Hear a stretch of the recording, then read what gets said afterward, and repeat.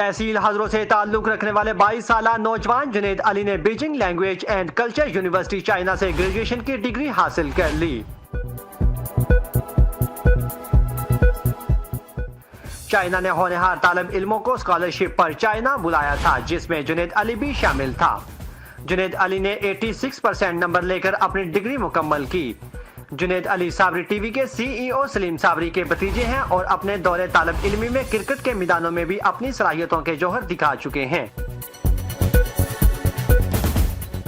اپنے ایک پیغام میں جنید علی نے کہا کہ یہ میرے اساتذہ، میرے والدین اور دوستوں کی دعاؤں کا نتیجہ ہے کہ آج مجھے خوشی کا یہ دن دیکھنا نصیب ہوا ہے۔